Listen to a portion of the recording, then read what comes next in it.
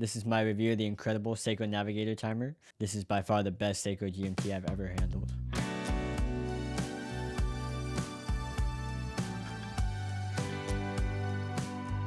My name is Keanu Carey and I like documenting watches. I'm borrowing this watch from a friend of mine. They said I could wear it for a day, so I'm going to make a short review about it. It's for sale, so more about that at the end.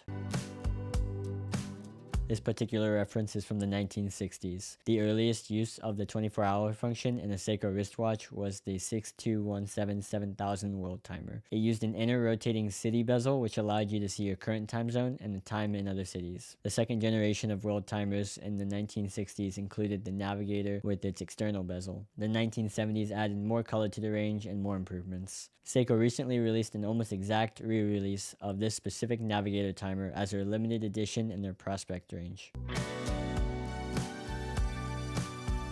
One thing I prefer about vintage watches in general is how well they wear. This watch measures 38mm by 45mm. I typically wear closer to 34mm, but I really don't mind this one at all. I think it looks great on my 5.5-inch wrist, and I think it would look perfect on a 6.5-inch wrist. It has a 19mm lug width, which was later changed to 20 in the 1970s version. Right now I have an 18mm NATO strap on it, and it wears amazing and it matches the dial. Another thing I like about vintage watches is they're so lightweight. I'm getting a scale for the channel so you can see the weight in grams. There's an affiliate link in the description if you're interested in weighing your own watches.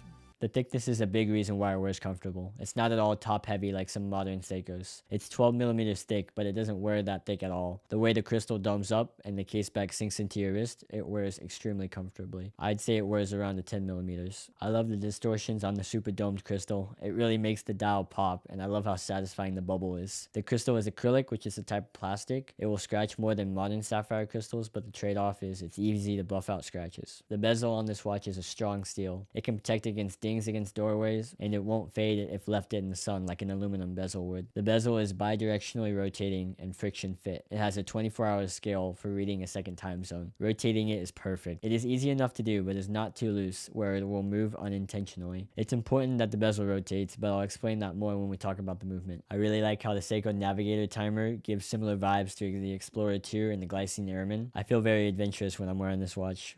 The Navigator line was initially used for pilots switching time zones. The previous Navigator had cities. I prefer this version of the Navigator timer as I really don't do much flying, but I can pretend like I'm exploring this trail we're on. Looking at the dial on this watch, it's a grayish black, which I think matches the strap I chose for it. It's an incredible sunburst, which is only aided by the domed crystal, creating really cool distortion effects. This has a lot of little details that I like in watches. The date has a little recessed window and has quickset. Quickset is something you can lose the farther back in time you go, so it's cool to see it here. The markers are applied with a double baton at the top of the watch. I recently saw a watch that had 12 identical batons, and it was actually incredibly hard to read. It really makes you appreciate the designer who used double batons to make the watches more legible. Even just having the 12 marker replaced with the logo can help with orientation and legibility. On the dial you can see a fourth hand, and the fourth hand is a 24-hour hand. Here is a modern Seiko 5 GMT, and you can see that the hand from the modern GMT is larger. I prefer the 60s GMT hand. It's very well executed, being both subtle and legible. In order to understand the hand, let's talk about the movement.